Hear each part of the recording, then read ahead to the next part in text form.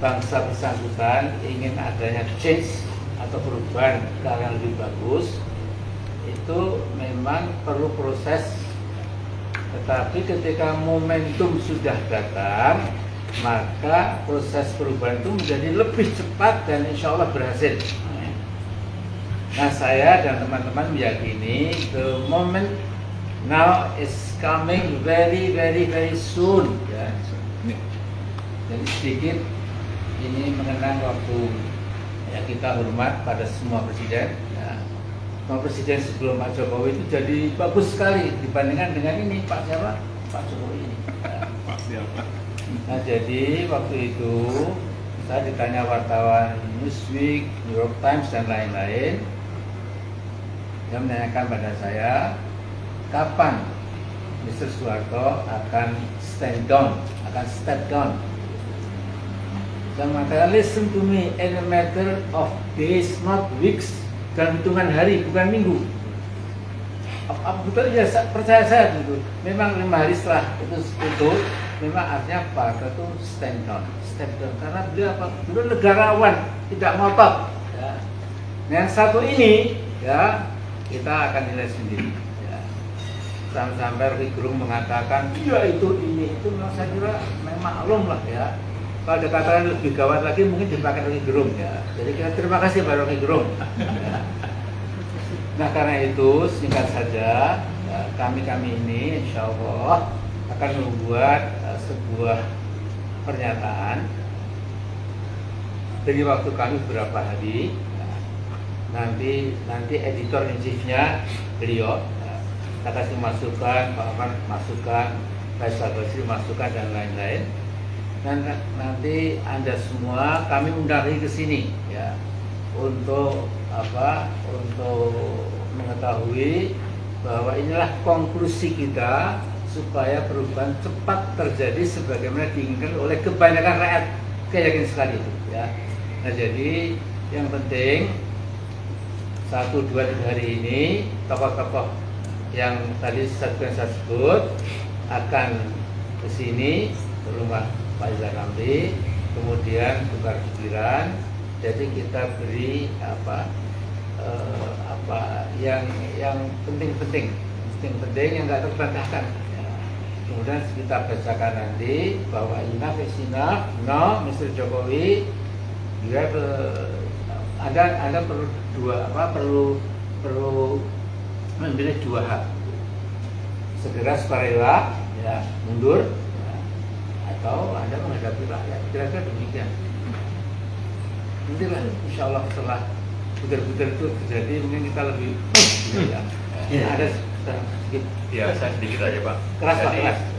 Jadi tadi apa yang disampaikan Bang Rizal dan juga Pak Amin itu kalau kita bicara bernegara sudah sekian banyak pelanggaran hukum kejahatan yang menurut ukuran konstitusi itu sudah sangat layak Pak Jokowi itu dimakzulkan. Petisi 100 punya sekian banyak daftar bahwa pelanggaran dan kejahatan yang dilakukan Jokowi itu sudah lebih dari cukup untuk beliau itu oleh DPR segera diproses pemakzulan menurut pasal 7A. Nah, tapi di sisi lain kita tidak melihat prospek bahwa DPR akan melakukan sesuatu. Nah, karena itu kita berharap sebetulnya DPR ini kalau memang ada pimpinan-pimpinannya yang tersandra, ya itu segera diminta mundur supaya proses tadi 7A itu bisa berjalan. Tapi di atas itu semua, seandainya memang tidak bisa, tadi itu Bang Rizal, Pak Amin ini sudah merencanakan sesuatu untuk kita tidak bisa lagi pakai lewat DPR. Tapi gerakan rakyat itu juga jangan dinilai itu tidak konstitusional. Itu juga sesuatu yang konstitusional dan itulah yang mudah-mudahan nanti bisa kita lakukan. Dan kita berharap sebetulnya semua tokoh-tokoh oposisi yang selama ini juga sudah bersuara itu bisa bergabung dengan kita untuk bagaimana ini bisa segera terwujud. Saya kira itu mungkin tambahannya. Terima kasih. Ya, pendek-pendek ya. Ya. Izin Pak Rizal mungkin nanti bisa menjawab. Saya Fadi dari 20detik.com. Mau tanya sebenarnya apakah tadi kan menyinggung gerakan menurunkan Soeharto begitu di tahun 98, lalu tadi menyinggung bagaimana Jokowi telah melakukan KKN, Muncul Demokrasi begitu.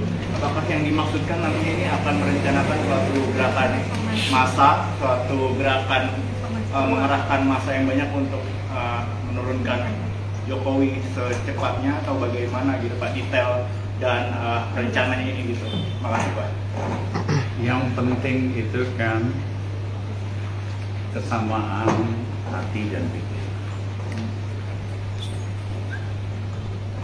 Dan ini antar para tokoh di berbagai kota sudah nyambung. Perasaan kita sudah sama, hati kita, pikiran kita sudah sama, dan bukti-bukti tentang pelanggaran konstitusi Jokowi sudah lebih dari itu, ya kan? Bahwa itu tergantung Jokowi apa sadar diri sebelum semua jadi gugur, atau akhirnya akan berubah jadi kekuatan rakyat yang melakukan itu. Karena kondisi objektifnya sudah matang, itu nggak perlu lama-lama banget. Iya kan? Teman-teman mahasiswa dari seluruh Indonesia, iya kan? Sudah semakin kompak. Tokoh-tokoh guru kemarin, lihat aja. Tokoh-tokoh aktivis, tokoh-tokoh Islam, memang jalan sendiri-sendiri. Tapi ketika waktunya tiba, semuanya akan bersatu bagaikan air bah. Ya, karena mukadimah Undang-Undang Dasar 45 kita kan sederhana. Tugas pemimpin itu mencerdaskan rakyat, memakmurkan rakyat. Jokowi sering membodohi rakyat dengan berita palsu, dengan fakta-fakta palsu, dan membayar influencer sama buzzer yang pada dasarnya menyesatkan rakyat, bukan mencerdaskan rakyat. Nggak ada loh pemimpin di Indonesia menggunakan buzzer sama influencer, karena dia pengen rakyat kita cerdas. Yang kedua, kalau Jokowi nggak bisa bikin rakyat makmur, jangan bikin susah. Yang terjadi hari ini makmurin kagak bisa, yang ada bikin rakyat makin miskin. Upah buruh naik lebih rendah dari inflasi makanan, itu namanya ngajakin miskin berjamaah. Jadi ini waktunya perubahan akan tiba, ya kan? Dan nanti kita akan ajak teman-teman juga, purnawirawan, ya, polisi dan tentara, TNI, tokoh-tokoh akademik dan sebagainya. Time has come, waktunya Indonesia berubah. Tapi cita-citanya dulu nih supaya clear, hanya perubahan mau ganti-ganti kekuasaan, kagak. Cita-cita kita begitu Jokowi jatuh, satu, harga BBM kita akan turunkan sehingga di kantong rakyat ada uang. Yang kedua, tarif listrik kita akan turunkan ke posisi 3 tahun yang lalu sehingga cicilan listrik rakyat berkurang 30%, ada uang di kantong.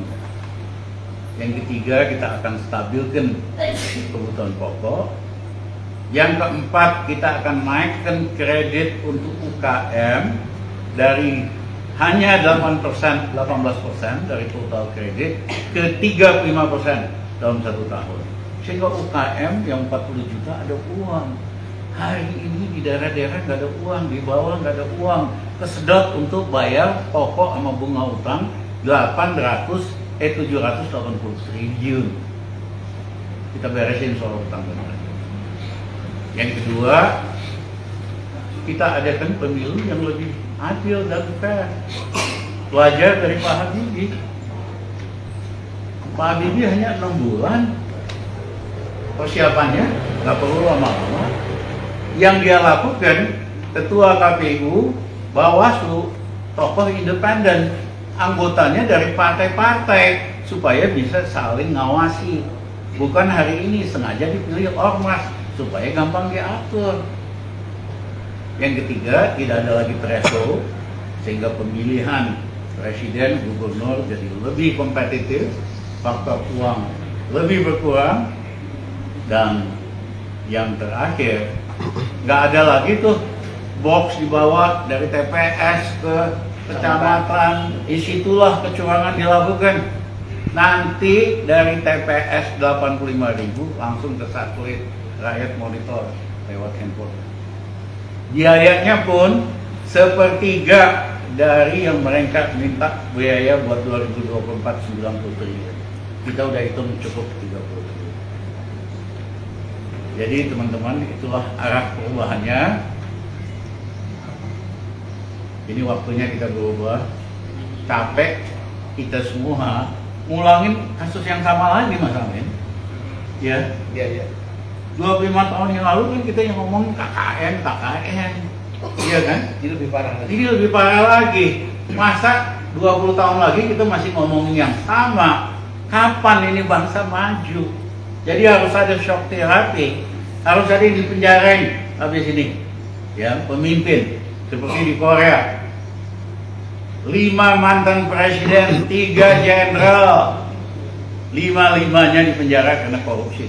Hari ini gubernur, presiden, perdana menteri di Korea kagak ada yang berani macam-macam. Sibuk ngurusin rakyatnya, makanya rakyatnya maju. Indonesia perlu shock terapi karena penyakit KKN ini udah ganas selama Jokowi dibiarkan berkembang biak.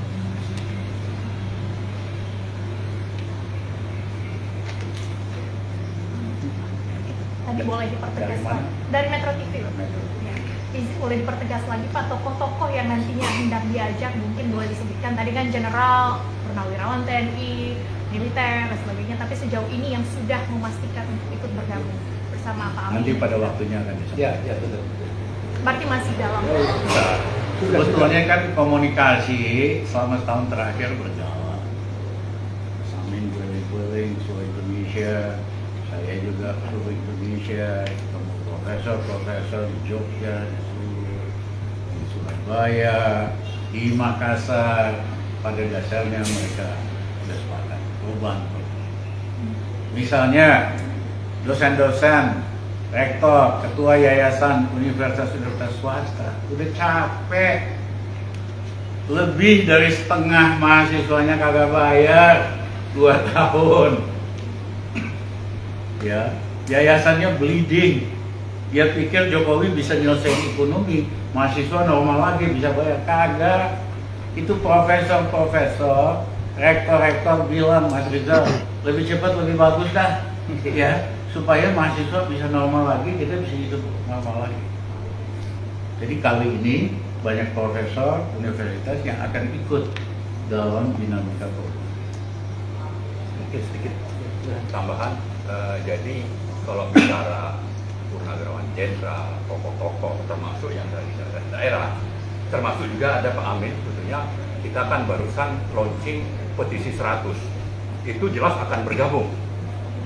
Di sana ada misalnya Pak Lejen Yayat, Lejen Soeharto, Pak Sunarko dan sebagainya, dan juga sejumlah akademisi dari kampus-kampus, dan bukan cuma di Jakarta.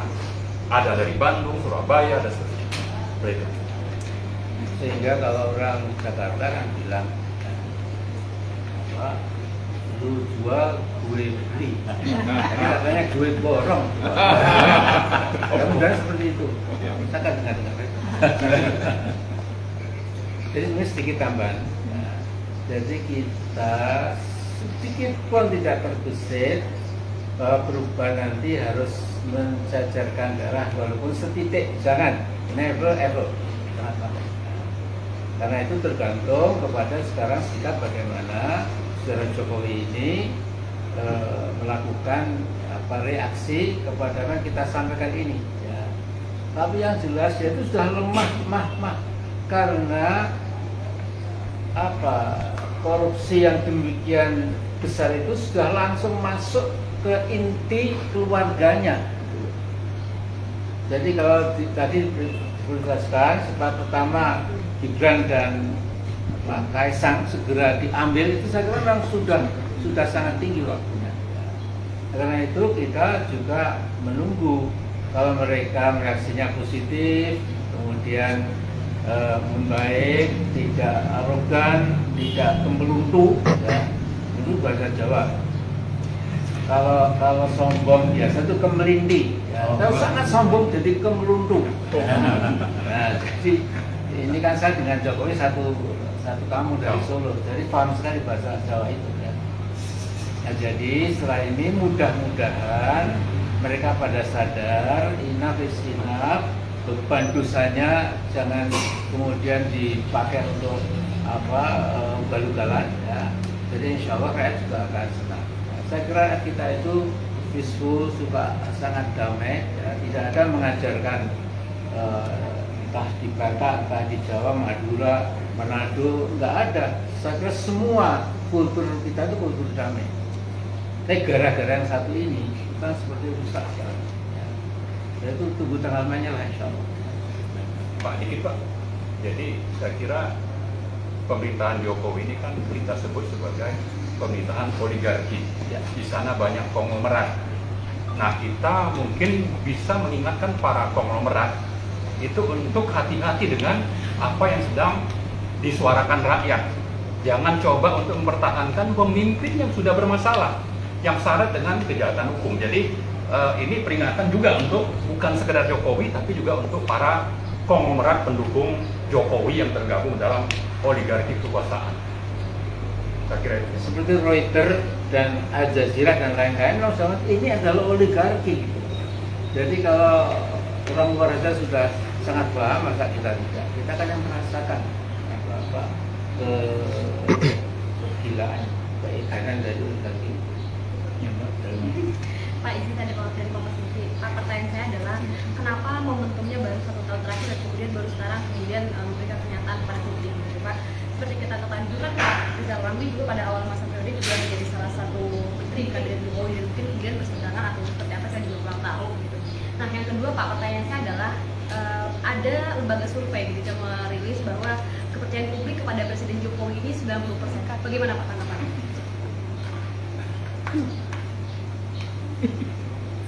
Mosok percaya. Menggelikan. Itu kan berbahaya. Saya ingin mengatakan survei politik mula-mula dimulai zaman Marcos oleh organisasi NAMFREL, teman-teman pro demokrasi di Filipina. Karena data resmi pemerintah Marcos ya kayak gitu, semua dukung dia. Ternyata survei yang independen oleh NAMFREL nunjukin rakyat Filipina nggak suka sama Marcos karena Imelda yang wah, Marcos yang otoriter. Nah ilmu ini dipakai oleh surveyor berbayar di Indonesia, survei rupiah, ya kan? Mereka tidak independen, tidak kredibel dan manipulatif. Hanya soal bayar doang. Iya kan, nggak terbuka soal metode surveinya. Ya, jadi kalau kita percaya, gampang kok Mbak. Keliling aja ketemu rakyat biasa di jalanan, banyak sopir taksi. Kok beda dengan hasil survei? Ya, ini nanti kita harus tegakkan kebiasaan survei yang benar, bukan yang berbahaya. Karena dia parasit buat demokrasi. Lembaga survei hari ini di Indonesia parasit untuk demokrasi. Berbeda dengan lembaga survei zaman NAMFREL di Filipina. Dia merupakan pejuang untuk demokrasi. Pak, tadi disebutkan bahwa Pak Jokowi ini sudah melakukan begitu banyak pelanggaran konstitusi. Mungkin bisa disebutkan secara spesifik apa pelanggaran itu, dan mungkin ada satu pelanggaran yang mungkin akan digarisbawahi dalam gerakan People Power ini. Apakah ada Pak? Mukadimah Undang-Undang Dasar 45 sangat jelas. Negara, pemimpin negara wajib mencerdaskan bangsanya. Yang kedua, meningkatkan kesejahteraan. Pertanyaan saya, selama Jokowi jadi presiden, dia mencerdaskan rakyat apa enggak? Dengan banyaknya berita hoax, dan saya sering ketipu juga, SMK kan, saya ikut kampanye tuh buat SMK di Metro TV, ya. Karena saya percaya kalau bikin mobil nasional bisa dong. Kalau supaya ekonomis kan 300.000 unit cukup, masa nggak bisa? Jadi saya cuma nilai niatnya, nggak nilai track recordnya. Ternyata itu abal-abal, ya. Banyak lagi yang lain. Ya, nah dengan kebiasaan untuk menceritakan berita yang tidak benar, kebijakan yang bertentangan dengan apa yang jadi pidato dan slogan, itu bukan mencerdaskan rakyat. Itu namanya membodohi rakyat. Yang kedua, Undang-Undang ITE itu bagus sekali kita bikin untuk melawan kejahatan finansial online, seksual online. Tapi ternyata dipakai untuk menangkap, memberangus oposisi, termasuk Rocky. Ya, jadi bukannya membiarkan demokrasi perbedaan pendapat berkembang, dia pakai alat hukum yang otoriter, yaitu Undang-Undang ITE. Nanti kita benahi nanti. Ya. Nah yang kedua memakmurkan. Faktanya kemiskinan makin banyak, 40% rakyat Indonesia kategori miskin, petani itu sangat miskin banget. Coba wawancara petani, beli pupuk nggak bisa, kalau beli ditanam rugi, ya kan? Sementara pemerintah impor terus, karena dari impor itu ada rente ekonomi yang dibagi oleh pemegang kuota kepada para pejabat. Nah dari dua ini udah cukup buat menghentikan Jokowi. Karena mukadimah Undang-Undang Dasar itulah kunci. Belum yang lain-lain, termasuk dinasti yang Saya tambahin Pak. Ya.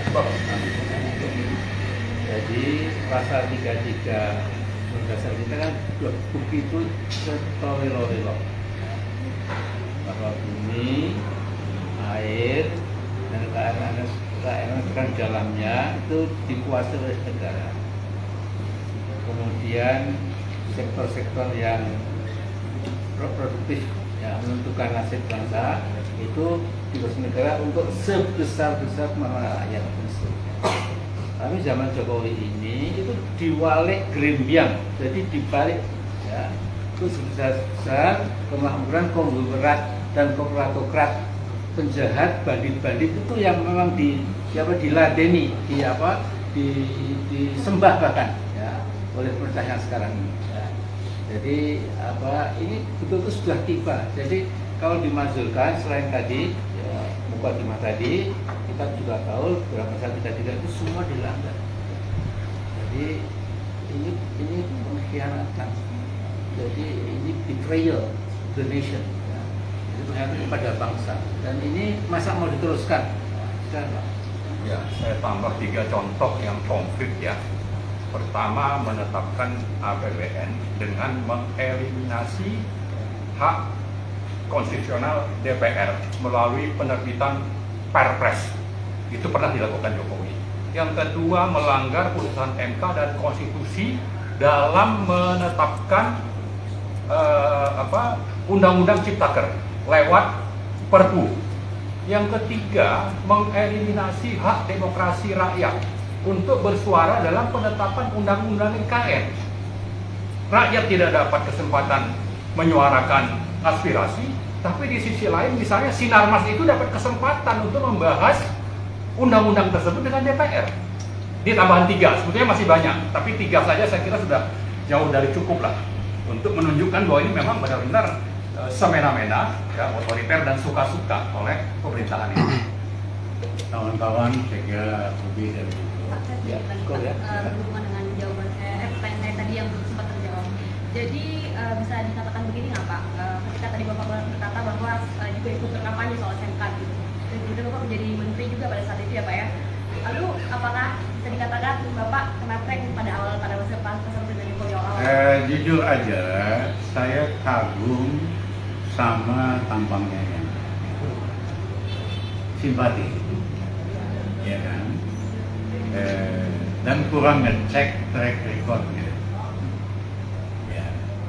Ketepu lah sama tampangnya yang merayap ini. Kenapa yang kalau bahasa sekarang, Pak? Hah? Kena prank, ya. Nah, tapi kebijakannya makin lama makin jauh dari.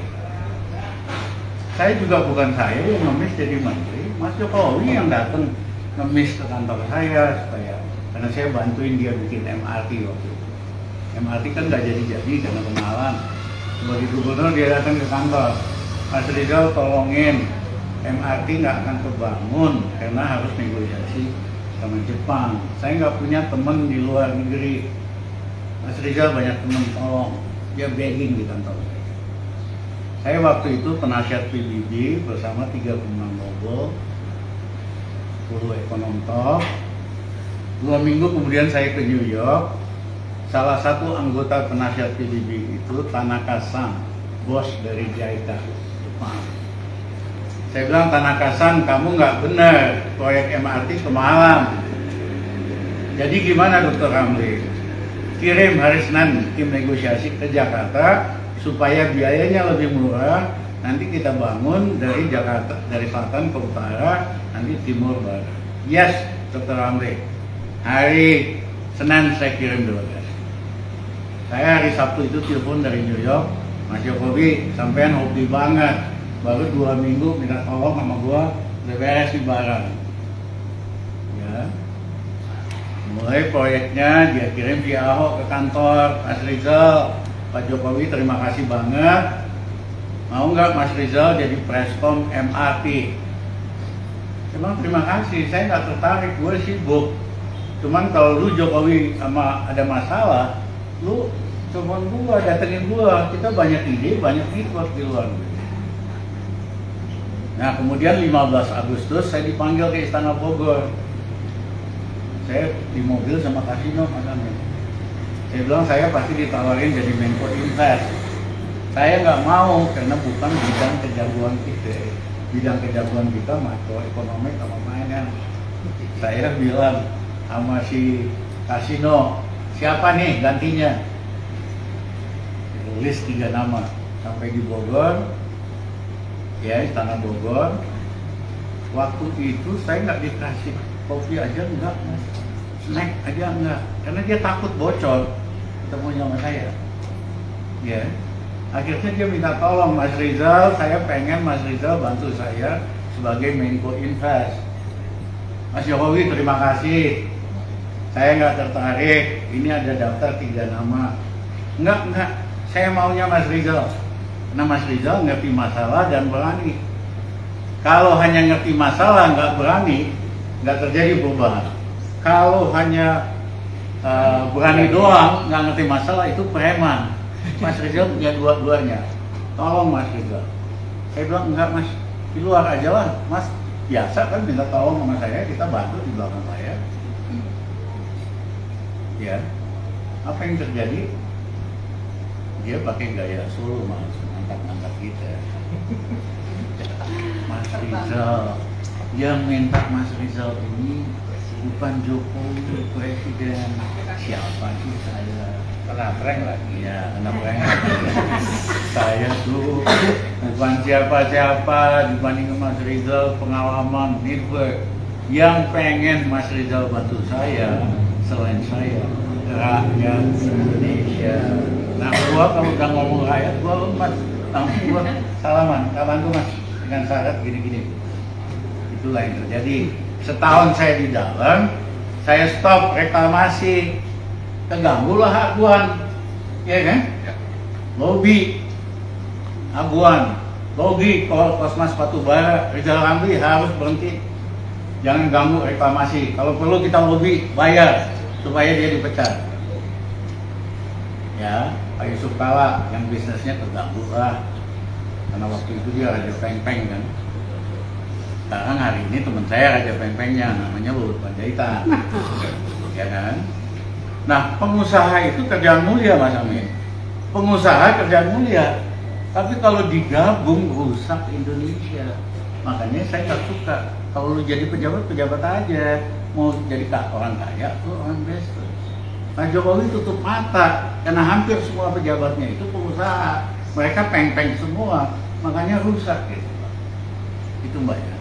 Panjang lebar, tapi saya kira udah lebih dari cukup. Terima kasih sudah nonton. Jangan lupa like, subscribe, dan share ya.